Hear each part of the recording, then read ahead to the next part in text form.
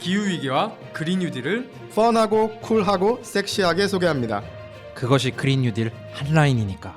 그린 뉴딜 핫라인.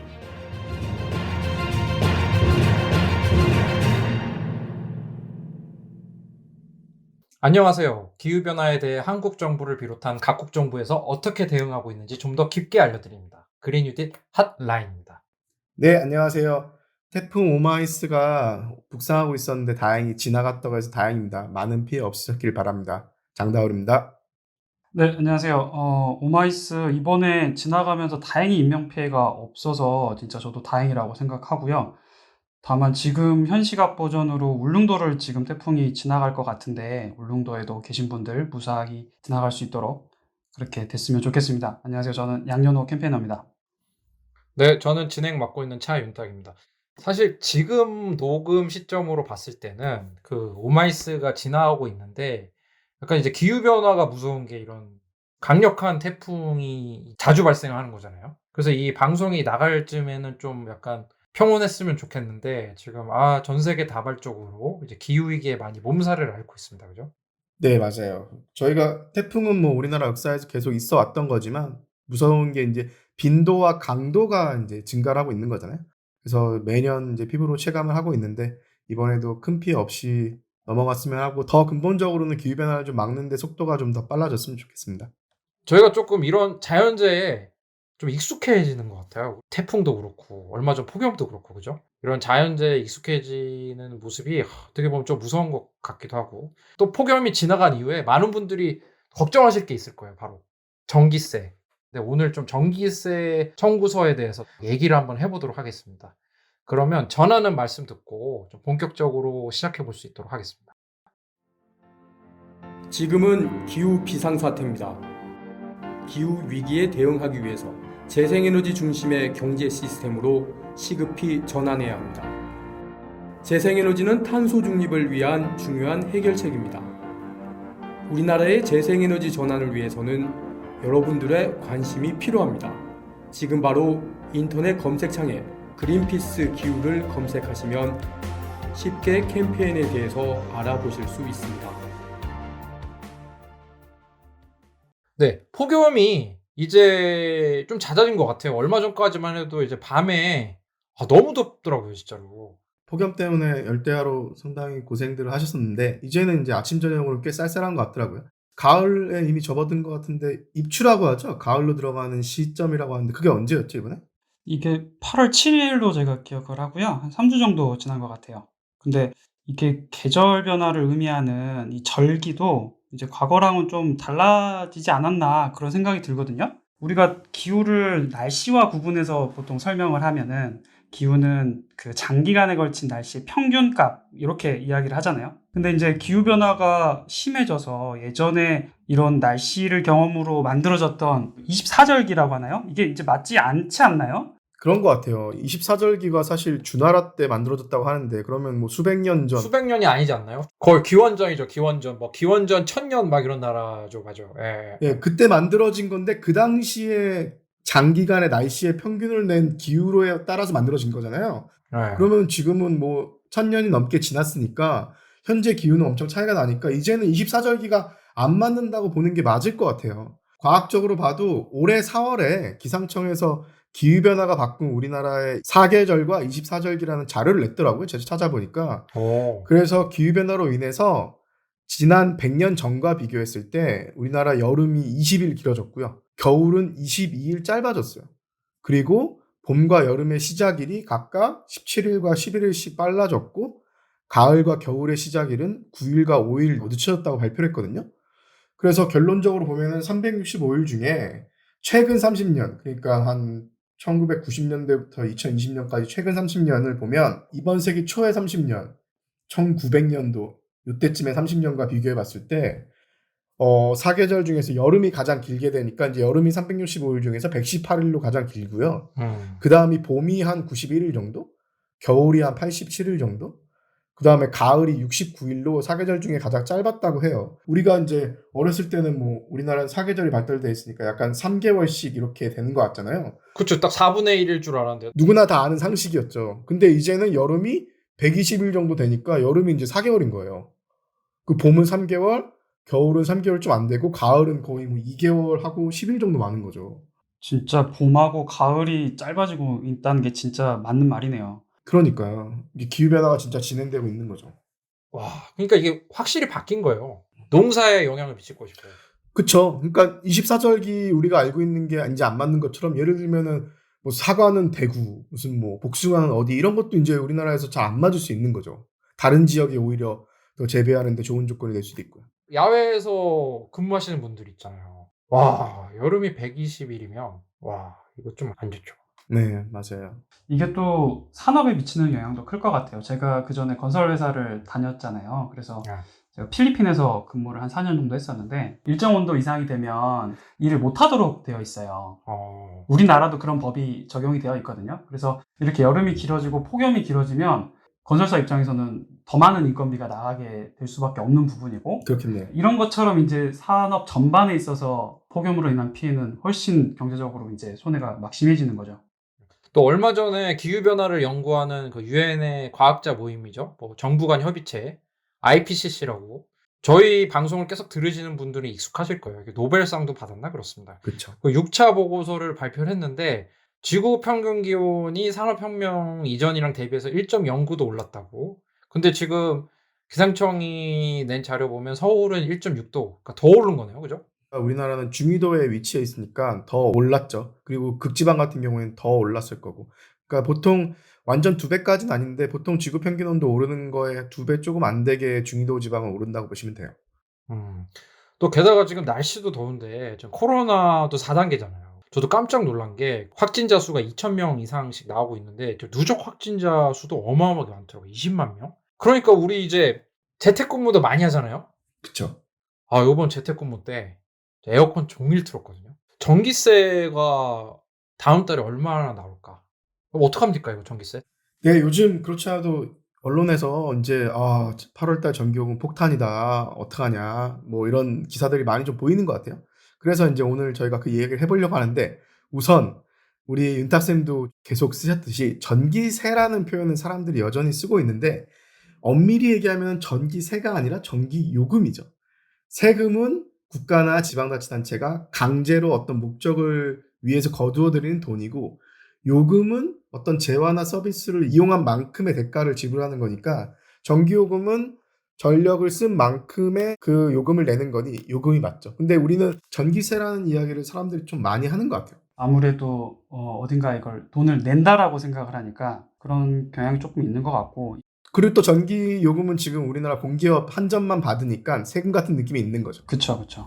그리고 또 비슷한 게 또 수도와 전화도 그렇잖아요. 이게 수도세, 전화세 이렇게 이야기를 하는 분들도 있는데 그게 아니라 수도요금, 수도료, 뭐 전화요금 이렇게 하는 게 명확한 표현인 것 같아요. 근데 핸드폰세 안 그러잖아요. 핸드폰 요금이라고 우리가 그러지. 그러니까 수도나 전기는 예전에 국가가 하는 거였으니까 세금 느낌이 좀 있는 것 같아요. 근데 엄밀히 보면 아닌 거죠. 그래가지고 제가 이게 왜 도대체 저도 이제 전기세라는 말이 입에 붙었는데 왜 이거를 전기세라고 할까? 그걸 한번 찾아봤습니다. 1935년 5월 16일 동아일보를 제가 찾아봤더니 거기서 이제 뭐라고 나오냐면 새로운 운동, 그러니까 새로운 문화적 현상을 얘기하는 기사인데 여기에서 소극장 관리자는 극장에서 쓰는 비용, 전기세, 세금, 난방비, 인건비 등 지불할 수 없게 된다. 그런 표현이 나오는데 여기서도 난방비랑 인건비는 비라고 했는데 전기세라고 쓰거든요. 그래서 제가 기사를 좀 찾아보니까 일제시대 때인데 전기 쓰는 비용과 전기 시설을 짓는 비용을 네. 같이 받아서 그래갖고 약간 그때부터 나눠서 쓰지 않았을까. 원래 지금 우리 전기요금에도 전력망 개설하는 비용들이 포함되어 있긴 해요. 그래서 오늘 저희가 누구나 다 매달 내고 있고 관심을 좀 가지고 있는 전기요금에 대해서 오늘 이야기를 해보려고 하는데 일단 윤탁쌤, 연호쌤 한 달에 전기요금 얼마 내시는지 알고 계신가요? 저는 아파트에 살고 있거든요. 1000세대 이상인 아파트에 살고 있는데 관리비에 되게 많은 게 포함되어 있잖아요. 뭐 청소비, 뭐 엘리베이터 비용 이런 게 있는데 왠지 관리비라고 하면은 전기요금이랑 난방비가 대부분일 것 같은 생각이 들어가지고 저 오랜만에 좀 자세히 봤어요. 그래서 전기료를 봤는데 제가 6월보다 7월에 거의 2만 원 이상을 더 썼는데 세대 전기료가 48,680원. 근데 제가 이걸 보고 무슨 생각이 들었냐면 얼마 안 되는데? 왜냐면 에어컨도 꽤 틀어졌던데 7월 달도. 뭐 제 주머니에 항상 뭐 지폐가 하나도 있진 않지만 48,680원이면 한 달 동안 한 가족이 쓴 건데. 그쵸. 그렇게 많다는 생각 안 들었어요. 연호쌤이나 다울쌤 좀 어떠신가요?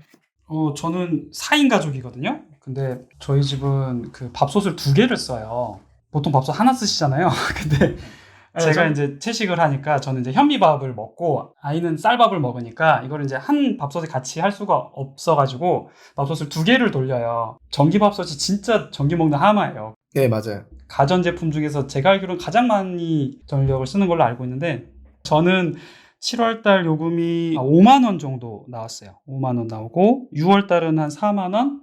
네, 그 정도. 그쵸. 평균보다는 좀 많이 쓰시네요. 저는 한 3만 원 좀 안 되게 나온 것 같아요. 저희는 집에 밥솥도 잘 안 쓰고. 식사를 그럼 그러니까 안 쓴다는 얘기가 거기 넣어놓지 않는 거죠. 밥이 되면 끄집어내 갖고 이제 따로 보관을 하고 밥솥을 켜놓진 않죠. 그리고 생각보다 전기를 많이 쓰질 않아서 예전에 집에 태양광 패널 있을 때는 더 적게 나왔는데 지금 네. 이사 온 아파트에서 태양광 패널을 설치를 못하게 해갖고 친구한테 줘버리고 지금은 태양광 패널을 안 쓰고 있는데 예전에는 한 15,000원 내고 살았었어요. 전에 집에서는. 그래서 생각보다 말씀하신 것처럼 뭐 부담 안 되는 가격은 아니죠, 분명히. 사실 뭐 공공요금이라는 게 조금이라도 적게 내고 싶은 마음이야 다 똑같지만 근데 그렇게 막 엄청난 부담 정도로 많이 내는 금액은 아니란 말이에요. 우리나라 전체 가구를 봤을 때 평균적으로 한 가구가 어느 정도의 전기요금을 한 달에 내는지를 한번 제가 조사를 좀 해봤는데 일단 그러려면 우리나라 전체 가구 수를 알아야 되잖아요. 근데 한전에서 빅데이터를 제공해 주는데 그 빅데이터에 나오는 가구 수는 윤탁쌤이나 저처럼 아파트 단지에 사는 사람들은 가구가 하나로 들어가요, 전체가. 왜냐하면 한전이 그 아파트 단지 하나랑 계약을 하기 때문에 그게 한 가구로 들어가는 거예요. 아 진짜요? 예. 그래서 우리나라 전체 가구 수가 아니라 아파트 단지는 하나로 들어간 왜곡된 가구 수가 나오기 때문에 그걸로 평균 전기요금을 계산하면 되게 많이 나와요. 다 위아더 월드 아니고 다 모르는 가족인데 그러니까 한전 데이터를 보면은 우리나라 가구가 한 1,500 정도로 나와요.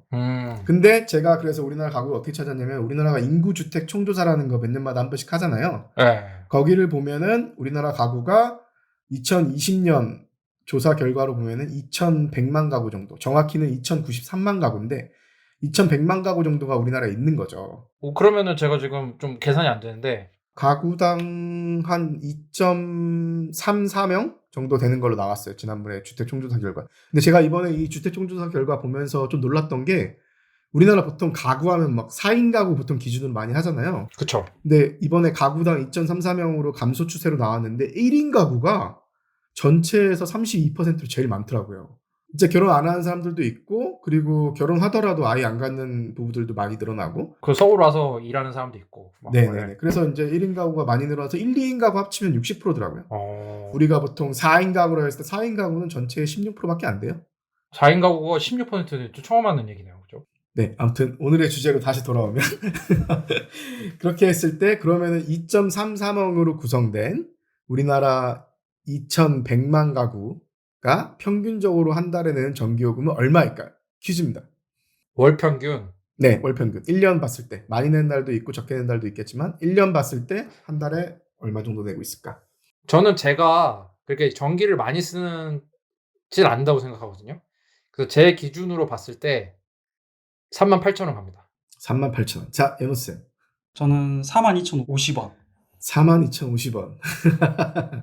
정답은 3만 원이에요. 아, 생각보다 많지 않죠. 근데 한 달에 전력을 쓰고 우리나라처럼 선진국에 가입해 있는 얼마 전에 또 선진국 됐다고 유엔에서 선진국이라고 했다고 또 이런저런 뉴스가 나왔지만 사실 한국 선진국에 들어온 지 꽤 됐죠. 산업 선진국에 들어온 건데 어쨌든 평균적으로 보면은 월 평균 3만 원을 내고 있는 거예요. 그래서 이게 이제 한전 빅데이터 센터에서 이제 누구나 다 체크할 수가 있어요. 그래서 한국전력공사 홈페이지에서 정보를 제공하거든요. 물론 아까 제가 말씀드린 대로 가구 수를 거기 있는 대로 쓰면 안 되고 왜냐면 아파트 단지 하나가 한 개로 계산되니까 2,100만 가구로 나눴을 때 2019년 기준으로 3만 원 정도 나온다는 게 제가 계산한 거거든요. 아까 말씀하신 게 2.34명당 3만 원. 그쵸. 이게 그럼 어느 정도로 가계 지출에 부담을 주는지를 한번 계산을 해보면 2018년 가구당 월 지출 자료를 보니까 가계의 월 평균 지출 중에 통신비, 그러니까 인터넷, TV, 핸드폰이겠죠? 뭐 전화 쓰는 곳들은 전화까지 있을 거고 인터넷 전화 있으면 인터넷 전화까지 포함해서 통신비로 가구당 13만 4천 원 쓴다고 나왔거든요. 그러니까 전기요금은 3만 원이면 4분의 1도 안 되는 거예요. 통신비에. 저희 가족은 통신비 20만 원 넘게 되거든요. 전기료에 비하면 어마어마하게 비싼 거죠, 진짜로. 통신은 정말 중요하지만 어떻게 보면 전기가 훨씬 더 우리 생활에 있어서 더 필요한 부분이잖아요. 그쵸. 그런데도 그런 통신비의 4분의 1이라고 하셨죠? 그 정도밖에 네. 안 든다고 하는 건 정말 생각보다는 낮은 금액인 것 같아요. 거기에 대한 간단한 답은 통신은 민간 시장이잖아요. 그리고 전력은 정부 공기업이니까 전통적으로 우리나라에서 전기요금을 억제시켜 왔던 거는 분명한 팩트거든요. 그러니까 특히나 이제 정치인들이 입장에서는 표 떨어지면 안 되니까 공공요금 오르는 거에 정치인들이 매우 두려워하죠. 근데 사실 그렇게 해서 공공재적인 성격을 가진 전기요금을 저렴하게 유지하는 거는 어떤 긍정적인 측면도 있죠. 사회적으로 봤을 때는. 근데 예전에 우리가 막 7, 80년대 못 살 때 그럴 때는 전기요금이라도 싸게 줘서 사람들이 좀 전기도 많이 쓰면서 공부도 좀 하고 일도 하고 그다음에 제품도 만들어서 수출하는데 원가도 좀 절감시켜 갖고 수출 경쟁도 할 수 있고 이런 방향에서 전기요금을 낮게 컨트롤했던 건데 이렇게 컨트롤해 놓은 전기요금 때문에 여러 가지 부작용들이 많이 또 생기거든요. 아무튼 그래서 오늘은 우리나라의 전기요금이 그럼 전 세계적으로 봤을 때 어느 정도 수준인지도 한번 볼 건데 네, 그러니까 아까 다울쌤이 안 그래도 밑밥을 조금 까셨잖아요. 약간 우리가 선진국이고 통신비에 비하면 되게 싸다. 근데 제가 봤을 때는 분명히 우리나라처럼 선진국인데 우리보다 싼 데가 혹시 있지 않을까 싶거든요. 아니면 우리가 이렇게 안 올렸을까 싶은데 뭐 연어쌤 어떻습니까? 좀 있습니까? 제가 그래서 한번 조사를 해와 봤어요. 저희 팟캐스트에서 항상 나오는 단골인 것 같아요. 국제 에너지 기구 IEA 2020년에 발표를 했는데 OECD 국가에서 2019년 주택용 전력 가격을 기준으로 보면 우리나라 주택용 전력의 경우 1kW 시당 약 105원 정도로 38개 OECD 국가 중에서 두 번째로 저렴했대요. 근데 이게 아까 말씀드린 1kW 시당 105원이라고 말씀드렸는데 이게 그 OECD 평균의 절반 정도밖에 되지 않은 수준이라고 해요. 그러면은 평균은 한 킬로와트 시당 200원 정도 되는 거예요. 그렇죠. 그러니까 킬로와트 시는 전력 양의 단위인 건데 보통 가정에서 한 달에 한 300킬로와트 시 정도 쓰니까 킬로와트 시당 100원이면 3만 원, 그렇죠. 200원이면 6만 원 뭐 이렇게 되는 거겠네요. 뭐 해외 영화나 드라마 같은 거 보면 공감 안 되는 게 막 그 룸메이트들이 자주 싸우는 게 전기 요금 분담을 그리고 되게 쪼잔해 보이거든요. 근데 이게 그럴 이유가 있네요. 이게 되게 우리나라보다 두세 배 높다는 거잖아요, 그죠?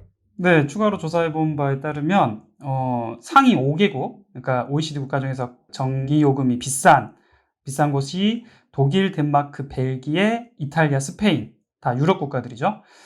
이 5군데인데 되게 신선했던 거는 독일과 덴마크가 우리나라 요금보다 3배가 높았어요. 그쵸. 특히 이 독일과 덴마크는 전기요금에 붙는 특별소비세가 있는데 이게 우리나라 전기요금보다 훨씬 더 큰 것으로 그렇게 나타났습니다. 아, 그러니까 요금 자체는 큰 차이는 없는데 세금이 또 많이 붙는 거군요. 3배 정도로 높다는 거는 솔직히 좀 과해 보이네요. 독일과 덴마크는 전기요금에 붙는 세금이 진짜 세금인 거죠, 이건? 독일과 덴마크 경우를 보면은 그 전기요금에 붙는 세금이 우리나라 전기요금 킬로와트 시당 100원보다 훨씬 더 많아요. 이게 그러면 이 세금이 어디에 쓰이느냐? 이 심각한 기후위기를 막기 위해서 석탄화력발전소를 단계적으로 지금 해외 국가들이 폐지를 하고 있잖아요. 그쵸. 그러면서 태양광, 풍력 이런 재생가능 에너지들을 이제 설비를 늘려야 되니까 그러려면은 돈이 필요하겠죠. 그래서 초기 투자비가 많이 드는 이런 재생에너지 산업에 보조금을 주기도 하고. 그러면은 세금을 많이 걷긴 하지만 우리나라가 전기요금을 싸게 써서 좋긴 좋은 건데 이 나라들은 추가적으로 세금을 걷어서 그거를 기후위기를 막고 안전하게 살 수 있는 미래를 만들기 위한 곳에 투자를 하고 있는 거군요. 근데 이런 거를 또 보면 드는 생각이 항상 그런 얘기 많지 않습니까? 아니 세금을 그렇게 걷어가지고 뭐 싼 석탄 발전소 대신 비싼 재생가능 에너지에 막 투자를 왜 하냐? 이거 뭐 사실입니까? 이거 어떻습니까? 그게 사실 조삼모사 같은 거죠. 그러니까 지금 우리가 싸다고 석탄화력발전소 팡팡 쓰고 온실가스 내뿜고 미세먼지 내뿜고 거기 일하는 사람들 건강 문제 생기고 그렇게 하면서 여러 가지 피해 비용이 발생하잖아요. 지금도 발생하지만 특히나 이제 미세먼지도 많이 나오고 가까운 미래에 기후위기가 더 심각해지면서 물난리 나고 가뭄 오고 식량위기 생기고 물 부족 생기고 경제도 파탄 나고 이상기후로 집도 침수되고 이런 피해 비용을 생각해 보면 그게 훨씬 더 클 텐데 지금 당장 그 비용을 부담하지 않는 달콤함이 더 오히려 좋게 느껴지는 경우에 그렇게 이제 생각을 하게 되는 거죠. 그 재생 가능 에너지가 좀 단가가 많이 떨어졌죠. 사실은 석탄보다도 더 저렴한 지역도 많고 그죠? 그쵸. 사실 이게 단가라는 게 석탄으로 인해서 발생하는 이런 피해 비용들을 경제적으로 계산을 해서 그게 비용에 반영이 돼야 되는데 그게 반영이 안 되는 국가들에는 석탄이 싼 거죠. 근데 온실가스 배출 비용이라든가 대기오염 물질 배출 비용, 그로 인한 사회적인 피해 비용 이런 것들을 단가에 반영시켜 놓고 세금을 세게 물리면 요금이 올라가는 거죠. 근데 우리나라는 그렇게 해오지가 않았으니까 석탄이 상대적으로 싸게 느껴지는 거고요. 그래도 이게 저희가 그린 뉴딜 할 라인에서 이런 내용을 다루는 이유는 전기 요금이 정치권에서 동결하자고 하면 동결되는 그런 게 있었잖아요. 그래서 이렇게 올리자고 하는 게 쉽지는 않을 텐데 아까 조삼모사 얘기하셨지만 이런 세금이라도 걷어가지고 대응하는 게 좀 더 저렴하다는 그런 그린피스 보고서가 있었습니까? 혹시 연우쌤? 네, 저희가 그런 내용을 담은 보고서를 최근에 내기도 했는데요. 이게 우리 경제 입장에서도 보면 기후위기에 빠르게 대응하고 비용을 부담하면서 중장기적인 이득을 이제 기대를 하는 거고, 최근에 유럽이 탄소 국경 조정 제도를 발표를 했고, 미국도 곧 그 도입을 하겠다고 지금 검토를 하고 있잖아요. 그래서 GDP 대비 우리나라가 되게 수출이 높잖아요. 수출로 먹고 사는 나라다 이런 얘기들 많이 하는데 이런 우리나라에서 이 기후 규제를 우리가 여기에 선도적으로 조금 빨리 따라가지 않으면은 경쟁력을 세계 시장에서 빠르게 잃어버릴 수도 있는 그런 위험도 있는 것 같아요. 그러니까 이상기후가 악화되는 것도 문제지만 지금 한 달에 5,000원, 10,000원 아끼자고 너무 싼 전기요금에 길들여져서 석탄 발전 많이 하고 이렇게 하다 보면 결국에는 탄소 국경세 때려 맞아갖고 우리나라 경제의 경쟁력이 악화되고 일자리 줄어들고 경제 침체되고 훨씬 더 많은 피해를 받을 수 있다는 얘기군요. 그렇죠. 그러니까 이미 이런 기후변화에 대비한 지역의 물건값이 훨씬 더 저희보다 싸지면 그러면 우리가 손해를 볼 수밖에 없는 그런 상황이니까 어느 정도 피해가 옵니까? GDP로 봤을 때? 우리나라 같은 경우에 제대로 대응하지 못한다라고 하면 2050년까지 매년 9.7% 거의 10% 가까운 GDP 손실이 발생이 된다라고. 예. 2050년까지 매년 거의 10% GDP 손실이 있는다고요? 어디서 계산한 거예요? 이게 스위스 연구소에서 나온 결과라고 합니다. 그러면은 이게 거의 매년 10%면 거의 7년 안에 반 정도 깎이는 건데 이런 거 대응을 좀 해야 되거든요. 그거랑 이 전기 요금이라는 게 결국에는 떼고 뗄 수가 없다. 우리나라에서 보면 전기 요금을 받아갖고 그거를 100% 그 전기 만드는 분들한테 다 드리진 않을 것 같고 그 중에서 비용을 좀 재생에너지에 투자하거나 그런 게 없습니까? 예, 우리나라도 전기요금을 내면은 한전에서 그걸 가지고 재생에너지 발전하는 사람들한테는 재생에너지에 대한 보조금을 한전에서 지급을 하게 되는 거죠. 그 요금을 한전이 다 혼자 낼 수는 없으니까 한전은 전기요금을 통해서 그거를 이제 정산받는 과정이 있어서 결국 우리가 전기요금에 보조금도 들어가 있고 이런 전력 망비용도 들어가 있고 한데 이런 비용들이 기후환경요금이라고 해서 예전에는 우리가 전기요금 고지서 받으면 안 나왔거든요. 근데 올해 1월부터 전기요금 고지서에 기후위기를 막고 환경 보호를 위한 요금이 지금 얼마를 걷고 있는지가 우리 고지서에 1월부터 표시가 돼요. 한번 집에 가서 봐야겠는데요? 예, 그게 이제 왜냐면 표시가 안 되면 사람들이 모르니까. 그래서 올해 1월부터 표시되는 게 그것도 되게 중요한 변화인데 표시를 하는데 이게 킬로와트 시당 5원씩을 걷고 있어요, 지금 5원. 그러면은 아까 말씀드린 대로 한 달에 그 가구당 보면은 보통 2019년 기준으로 했을 때 월 평균 가구당 290kWh의 전기를 소비했고 지난해 2020년에는 코로나로 집에 좀 더 있었으니까 전기 소비량이 늘어서 가구당 월 평균 304kWh의 전기 소비했거든요. 그래서 보통 저희가 한 가구당 한 달에 한 300kWh씩 쓴다고 해요. 300. 그러면은 300 소비한다고 했을 때 그 킬로와트 시당 기후환경요금 5원을 거두면은 1,500원인 거죠. 1,500원. 한 달에 1,500원. 네. 저희 전체 생산되는 전기 에너지 중에서 재생 가능 에너지로 생산되는 게 한 몇 퍼센트 정도 되나요? 한 5% 6% 되죠. 그거를 한 사람당 1,500원으로 빠른 속도로 그게 될까요? 불가능하죠. 이 정도 금액을 투자해가지고는 제가 99.99999%의 확신으로 불가능합니다. 그 너무 슬픈 게 아까 우리나라 재생 가능 에너지 그 발전량이 5% 정도밖에 안 된다고 하셨잖아요. 네, OECD 꼴찌예요. 근데 뭐 사람들은 거의 막 한 85%는 재생 가능 에너지인 것처럼 반대를 해. 지금도 5%밖에 안 되는 거죠, 그죠? 다른 나라는 좀 어떻습니까?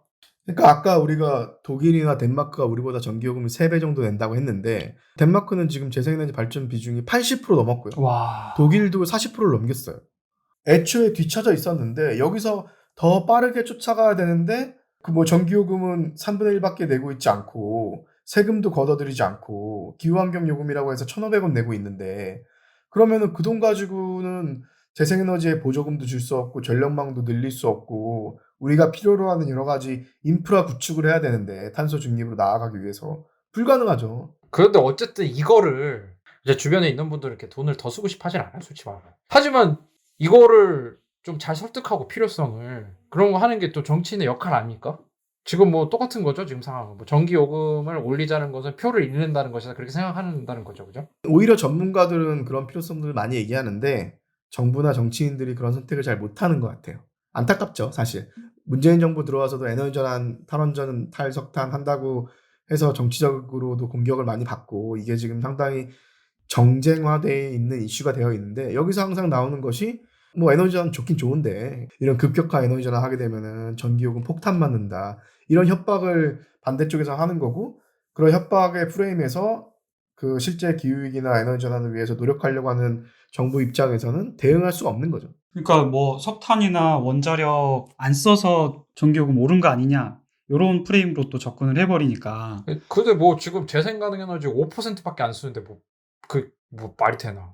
그 재밌는 게 그런 프레임에 걸리다 보니까 사실 박근혜 정부 때도 살짝 인하시켰고요. 오히려 문재인 정부 들어와서도 누진 구간을 완화시켜줘갖고 오히려 주택용 전기요금을 살짝 싸졌어요. 사실 저도 그 생각한 게 이게 그 게임 어플리케이션 같은 것도 헤비 유저들이 다 주 수익원이라고 해서 사실 이 전기도 누진세가 있잖아요. 예. 그렇죠. 그래서 진짜 많이 쓰는 사람들한테 그럼 더 많이 물려갖고 좀 돈을 더 내게끔 하자. 또 그러면 좀 되는 거 아닌가 싶은데 지금 누진세나 이런 것도 또 되게 그렇다면서요. 좀 어떻습니까, 누진세? 박근혜 정부 때 한번 누진세 손을 봤죠. 그때 2016년에 되게 더워서 그때 막 에어컨 폭탄 요금 나온다 막 뉴스에 나오면서 정부에서 부랴부랴 그 누진제를 조금 완화를 했어요. 기존에는 6단계 11.7배수였던 거를 그 단계도 줄이고 절반 3단계로 줄이고 배수도 3배수로 확 낮췄죠. 근데 이게 저 궁금한 게, 그러니까 2016년까지만 해도 개인이 전기를 많이 쓰면 최대 12배까지 전기요금 더 내는 거잖아요. 네. 근데 이제 막 그때 당시 막 사회적 문제가 됐던 게, 뭐, 길가 상점이나 그런 데 보면은 다 문 열어놔서 에어컨 틀고, 공장이나 상업시설, 이런 데도 누진세가 뭐 똑같이 적용됩니까? 어떻습니까? 공장이나 이런 회사에서 쓰는 거는 산업용 전력이고요. 그 다음에 이제 사무실이나 가게에서 쓰는 거는 일반용 전력이라고 해서 가구에서 쓰는 주택용 전력과는 용도가 다른 전력 체계인데 요금도 다르죠. 그 산업용 전력이랑 일반용 전력에는 누진제가 적용이 안 돼요. 그러니까 사실 물론 이제 대신 산업용이랑 일반용은 계시별 요금제라 그래서 계절별로 시간별로 좀 요금이 좀 다르긴 해요. 근데 그것도 누진제는 아니에요. 요금이 다른 거지. 많이 쓴다고 해서 더 내는 구조는 아닌 거죠. 거기다가 산업용 전력은 과거에는 주택용 전력의 거의 절반밖에 안 되는 금액으로 공급을 했어요. 수출 많이 하라고. 그래서 뭐 삼성전자가 내는 그 전력 가격이 그 가정에서 내는 전력 가격보다 더 싼 거죠. 그런 상황이었는데 이명박 정부, 박근혜 정부 때 산업용 전력을 엄청 올려요.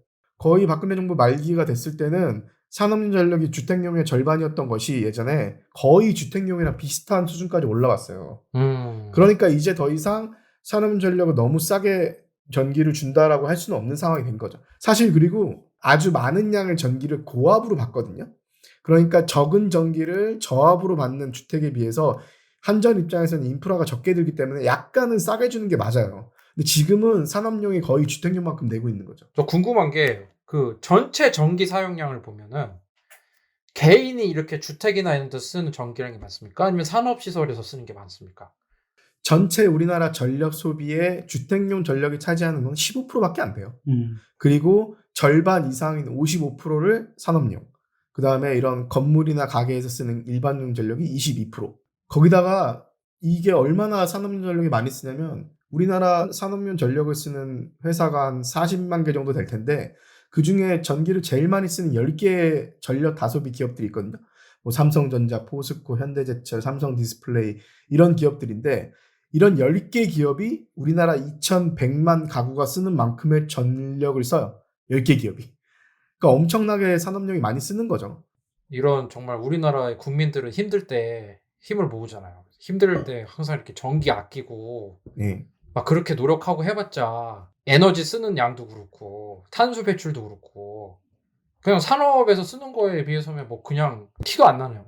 네, 미미하죠. 음. 사실. 산업 부분에서 바뀌어야 되는 게 맞고 건물이나 이런 가게 이런 부분도 바꿔야 되는데 근데 뭐 가정은 미미하니까 기업이 더 많이 내라 아니면은 뭐 가게가 돈 많이 내라 이 문제는 아닌 것 같고요. 세 개 다 요금이 오르면서 우리가 지금 비용을 부담해야 나중에 훨씬 더 큰 비용을 막을 수가 있는 거죠. 그리고 그렇게 갔을 때 전기요금이 오르면 부담되는 가구들 있잖아요. 저소득층. 그런 데는 에너지 복지 차원에서 접근을 해서 지원을 해주고 일반적으로 전기요금 한 달에 3만 원 내는 거 한 4만 원? 조금 더 많게 한 4만 5천 원 정도는 평균적으로 낼 수 있게 그 정도는 부담할 수 있는 그런 가구들 대상으로 그 정도는 저택용도 부담을 하고 삼성전자나 뭐 현대제철처럼 전기요금 많이 쓰는 기업들은 거기도 약간의 누진제 개념을 도입을 해서 거기서도 좀 부담을 하고 가게에서도 문 열어놓고 에어컨 틀고 장사는 하지 못하도록 누진제를 도입하든지 아니면 요금을 좀 올리든지 이렇게 해서 전반적으로 전력을 아끼는 어떤 장비를 구입하거나 설비를 구입하거나 재생에너지 쓰거나 하는 사람들한테는 오히려 더 이득을 주는 이런 구조를 만드는 게 사실 우리가 기후위기를 막을 수 있고 경제도 지킬 수 있는 상황으로 가는 거죠. 자칫 오해하시는 분들이 있을 수 있을 것 같은데 기업 때리기 아니냐 뭐 국가 경쟁력 악화 아니냐 그렇게 생각하실 수 있는데 사실은 반대인 거죠. 왜냐면은 이제 아까 말한 것처럼 덴마크나 독일 같이 이렇게 재생 가능 에너지를 많이 보급한 데는 전 세계적인 합의 탄소를 덜 배출하기 때문에 너네들 수출할 때 탄소 세금을 적게 내 이렇게 해줄 텐데 우리나라는 아까 재생 가능 에너지 5%밖에 안 되니까 아무리 전기를 싸게 줘봤자 경쟁력이 계속 떨어지는 거죠. 그러니까 이게 다 연결이 돼 있는 거군요. 그 전기요금 조금 올리면은 기업이 뭐 망할 것처럼 말씀하시는 분들도 있는데 한전 데이터를 보면은 우리나라 제조업의 원가, 그러니까 어떤 물건이나 뭐 기계나 자동차나 제조업에서 뭔가 물건을 생산할 때 전기요금이 차지하는 비중이 1.25%예요. 그러면 전기요금을 10%로 올려도 그 실제 원가는 0.0125% 오른다는 얘기죠. 그렇게 부담 가는 부분은 아니라고 볼 수 있죠. 그 또 산업용 전력 말씀드리면 산업용도 저렴한 편이에요. 다른 나라 OECD 국가들 비교했을 때.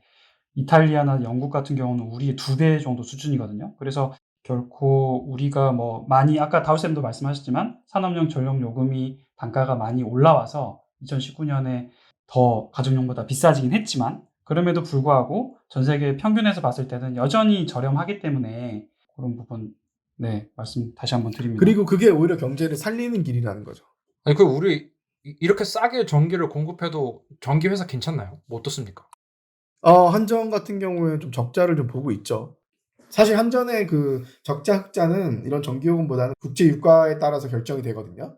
근데 사실 그것도 우리가 석탄이랑 석유나 천연가스에 너무 의존적인 전력 생산을 하고 있으니까 유가가 흔들릴 때마다 한전이 적자로 팍 가거나 흑자로 가거나 하는 건데 재생에너지로 가게 되면 장기적으로는 이런 국제 유가 흐름과도 무관하게 수익을 꾸준히 가져올 수 있는 이런 부분도 있죠. 아 그러면 저희가 결국에는 좀 대승적으로 그러니까 탄소 배출을 적게 하는 재생 가능 에너지에다 투자를 빨리 해야 되는 거고 우리 지금 내는 전기 요금이 비현실적으로 낮다라는 건데 뭐 어떻게 했습니까? 연호쌤과 다울쌤께 제가 그냥 노골적으로 말씀드리겠습니다. 지금 전기 요금에 얼마 정도 더 내실 의향이 있으십니까? 저는 진짜 제가 그린피스에 일해서가 아니라 최근에 일어나는 그 이상기후 현상들 보면 이번 여름도 전 2018년보다는 덜 더웠지만 더웠거든요. 근데 앞으로 이거보다 더 덥고 더 길게 덥고 이런 상황으로 가잖아요. 형 그게 너무 견디기 힘들고 단순히 폭염뿐만 아니라 기후위기로 인해서 이번에 우리가 코로나로 정말 상상도 못하는 상황에 처해 있던 것처럼 기후위기로 인해서 예를 들어서 물 부족 발생하거나 식량 위기 생기고 이러면은 사회적으로 엄청난 혼란이 발생할 것 같거든요. 그리고 이러한 미래를 자식에게 물려주는 것도 죄스럽고 전 진짜 농담 아니고 저는 지금 한 3만 원 정도 내고 있는 거 저는 사실 한 7, 8만 원까지도 낼 용의가 있어요. 진짜 기후위기를 막을 수 있다고 하면. 앞에 길게 얘기하셔서 저 30만 원 얘기하셨어요.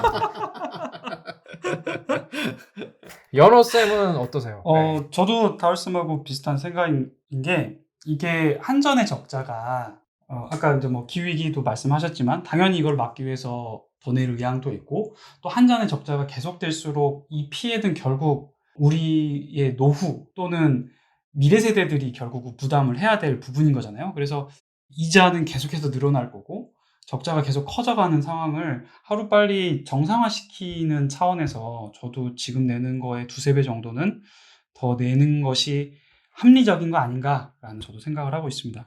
그러니까 저도 사실 한 10만 원까지는 내도 괜찮은데 좀 약간 제가 10만 원 내면은 그 전기 요금에 좀 일부분은 재생가능에너지에 좀 들어가고 지금 1,500원 이렇게 하지 말고 그다음에 좀 취약계층은 전기세 좀 덜 낼 수 있도록 해주고 전화비 좀 깎아주면 통신비 좀 깎아주면 그게 뭐 그렇게 비현실적이진 않을 거라고 생각이 듭니다. 제가 막 돈이 많고 그래서가 아니라 그래서 한번 오늘은 폭염에서 에어컨으로 갔다가 전기 요금에 결국에는 기후변화까지 얘기를 해봤는데요. 광고 듣고 마무리할 수 있도록 하겠습니다. 환경을 위한 용기 있는 행동을 실천한 12명의 평범한 시민. 그 용기로 그린피스는 시작됐습니다. 그린피스는 정부와 기업의 후원을 받지 않습니다. 바로 여러분과 같은 개인의 후원과 참여로만 푸른 지구와 미래를 지켜왔습니다. 그린피스가 독립적인 행동을 지속하기 위해서는 당신의 후원이 꼭 필요합니다. 그린피스의 독립성을 지켜주세요.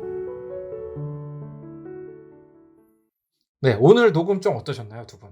저는 사실 전기요금이 참 안타까워요. 이거 우선적으로 좀 바뀌어야 되는 부분인데 아까 저한테 얼마 더 낼 수 있냐고 해서 제가 한 7, 8만 원도 얘기했지만 근데 사실 지금 3만 원 내다가 제가 한 달에 3만 원 내는데 만 원을 더 낸다고 했을 때 우리나라 가구가 평균 만 원을 더 낸다고 했을 때 가구당 2,100만 가구니까 한 달에 2,100억 정도가 되고 1년이면은 이것만 해도 2조 원 정도의 돈이 생기는 거죠. 국가 수입이. 근데 그게 가구는 15%밖에 차지하지 않잖아요. 산업용은 가구보다 한 3배 정도 더 한다고 하면 한 6조? 그다음에 일반용에는 가구에 한 2배 정도 한다면 거기는 한 4조. 그럼 이것만 해도 한 12조의 수입이 생기는 거죠. 그걸 가지고 우리가 할 수 있는 게 얼마나 많겠어요. 빨리 재생에너지 늘리고 에너지 전환하기 위해서. 그 12조를 투자하면은 나중에 100조, 1000조의 피해로 다가올 것을 전 막을 수 있다는 거죠. 만 원만 더 내도 우리가 해볼 수 있는 게 엄청나게 늘어나는 거예요. 근데 그걸 지금 못하고 있는 거죠. 그래서 그런 부분이 되게 안타까워서 오늘 전기요금 얘기를 해볼 수 있어서 좋았고, 앞으로 이렇게 막 전기요금 올리면 나라 망할 것처럼 말하는 사람들의 의도를 좀 잘 파악하셔야 될 것 같아요. 실제 공짜 점심은 없습니다. 우리가 세상을 살아보면 알지만 비용 투입 없이 바꿀 수 있는 거 없고요. 예산 투입 없이 국가에서 바꿀 수 있는 거 없어요. 그리고 지금 비용 부담하지 않으면 결국에는 훨씬 더 큰 비용으로 나중에 돌아오는 거죠. 그래서 우리가 현명하게 생각한다면 지금 조금 힘들더라도 조금 더 부담해서 그 조금 더라는 게 얼마 안 된다는 거 오늘 한번 봤잖아요. 그래서 정말 이 두려운 기후위기를 막을 수 있는 쪽으로 현명하게 우리 사회가 나아갔으면 하는 바람입니다. 네, 연어쌤은 좀 어떠셨어요? 저희가 내년 3월에 대선 있잖아요. 대통령 선거. 네.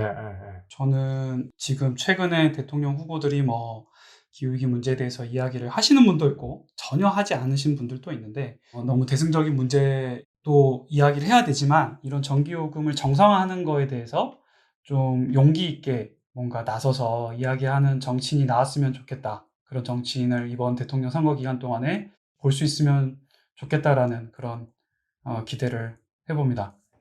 네.